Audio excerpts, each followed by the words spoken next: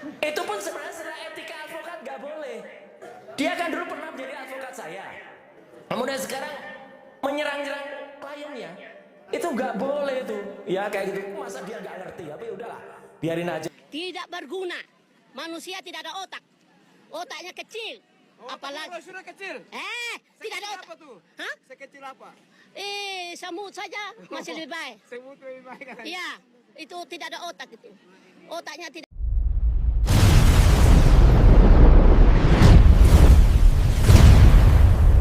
Jumpa lagi sahabat Lakson 98, semakin ditindih semakin berbunyi. Oke, kali ini kita akan melihat, mereaksi dan membongkar terkait Prapit yang diajukan kembali oleh Roy Suryo untuk keempat kalinya. Kalau kita melihat sejarah hukum kita terkait Prapit, ini lazimnya hanya dilakukan sekali. Akan tetapi Roy Suryo sudah melakukan Prapit hanya untuk mengulur-ngulur waktu proses pembuktian di sidang pokok perkara. Nah, di Prapit yang keempat ini yang dia gugat yaitu terkait dengan pencekalan dirinya ke luar negeri. Lah, kenapa ajukan lagi Mas Roy?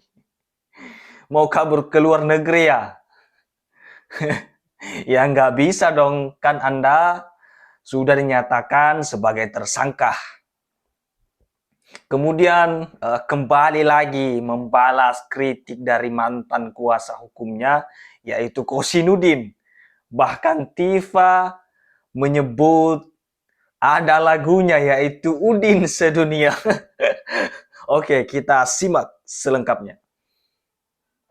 Prapit keempat pencekalan apa aja yang Om Roy rasakan selama ini? Gitu. Karena kan sampai sekarang kan saya masih dicekal.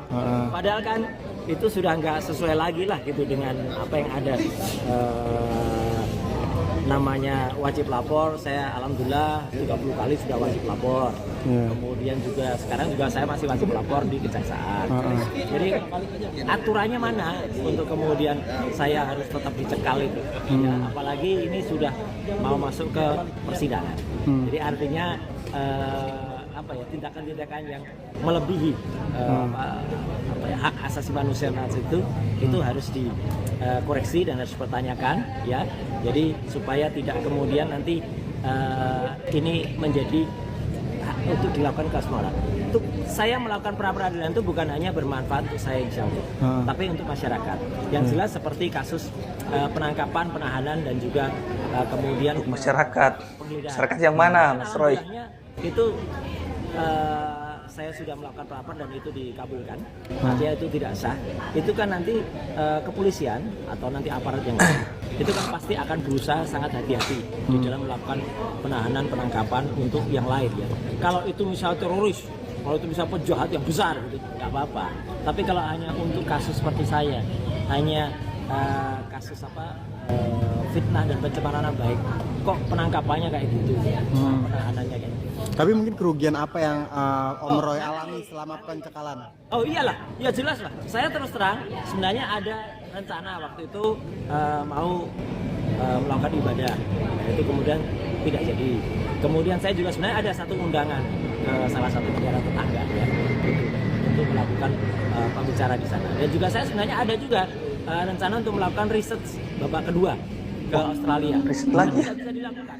Ya gitu. Padahal di Australia kan waktu itu saya baru ke kota Sydney. Ya, teman-teman di Melbourne itu udah menunggu-nunggu dan mereka udah mengirimkan ya fasilitas lah gitu. Fasilitas itu maksudnya saya datang sendiri ya. Tapi di sana kamu menginap di sini aja Mas gini-gini lah, itu kan rugi besar saya. Ya, tidak besar, padahal akan ada banyak data yang insya Allah itu berguna untuk negara ini. Iya, data itu. Kenapa? Karena kita akan bisa membongkar orang yang melakukan penipuan terhadap sekolahnya dan orang itu sekarang sedang menjabat. Tapi ada nominal, mungkin berapa perkiraan nominal? Kan kita belum bicara soal kerugian keuangan. Aku udah. Ya, kita tahu bahwa pengajuan pra-peradilan yang berulang kali secara hukum memang merupakan hak konstitusional dari tersangka. Namun, hakim memiliki wewenang penuh untuk menilai apakah tindakan yang dilakukan tersebut memang merupakan bentuk penyalahgunaan hak ataupun abuse of rights, hanya untuk mengulur-ngulur waktu pokok perkara.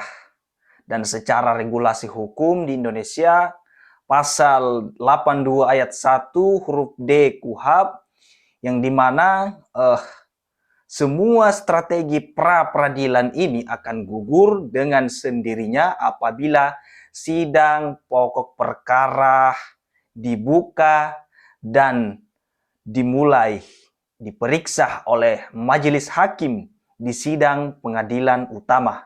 Pada titik itulah keaslian ijazah Pak Jokowi serta ada atau tidak adanya bukti data ilmiah yang dimiliki oleh Roy maupun Tifa ini akan diuji secara material, bukan lagi meributkan prosedur administrasi kepolisian. Bukan TPUA, dia sendiri sebenarnya keluar dari TPUA. Bukan TPUA, ada lagunya Udin Sedunia. Itu lagi yang menarik kalau soal Pak Ugro tadi, ya. Bahkan beliau tuh ditawar-tawari oleh orang, gitu loh. Pak Ugro, saya jadi kuasa hukumnya ya. Nanti Bapak akan saya hina-hina lagi, karena saya juga pernah memecat klien saya. Dokter Tifa pernah dipecat oleh dia. Dan dia sekarang nawari Pak Ugro. Pak Al-Kartini juga pernah dipecat. Siapa dia? Tentu teman-teman tahu lah. Ya, dia nyinyir sekali. Ya, nah ini Kosin yang mulai diserang lagi ya sama Roy. Orang sudah mecat-mecat di antara kita dan itu melanggar loh. Melanggar undang-undang. Iya, salah seorang.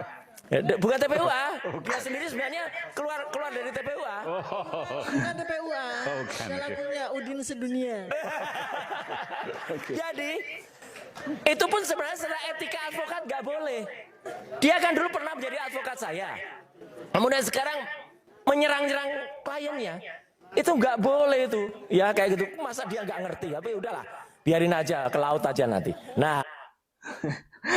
Nah seru nih sahabat Lakson 98, di mana cuplikan tadi yang membalas kritik keras dari Kosin yang bilang kemarin mereka ini pengecut dan penipu, bahwa itu tidak pantas dikatakan oleh seorang kuasa hukum dan menjelek-jelekan dan menyerang kliennya. Setelah hubungan mereka renggang, tidak ada lagi kuasa hukum yang dari pihak mereka itu yang paling keras berbicara dan paling lantang.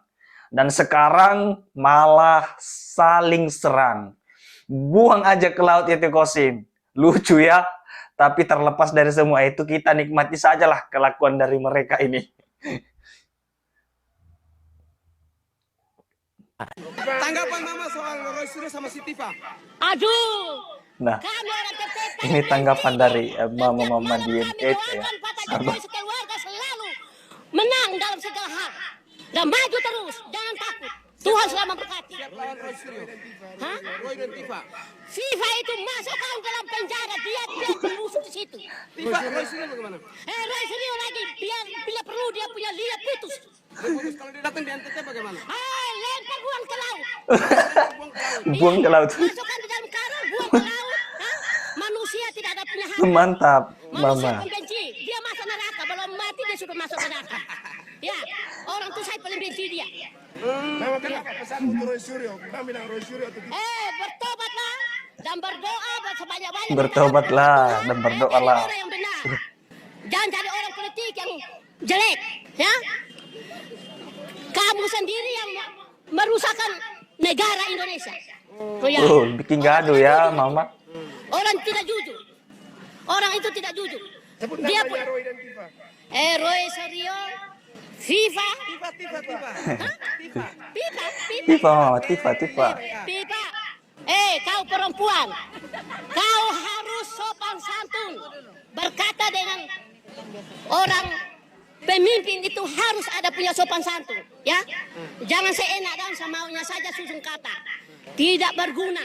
Manusia tidak ada otak. Otaknya kecil. Apalagi Sudah kecil.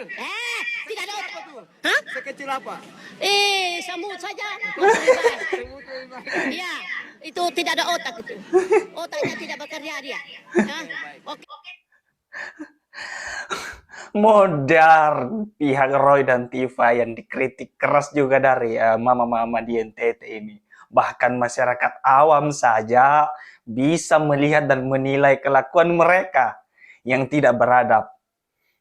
Masukkan saja mereka ke penjara, dan kalau berani datang ke NTT, masukkan ke dalam karung dan lempar aja ke laut. Bertobatlah dan berdoalah minta pada Tuhan biar jadi orang benar. Bagaimana menurut sahabat Klakson 98? Terima kasih yang sudah menonton dari awal sampai akhir. Sampai jumpa di video berikutnya.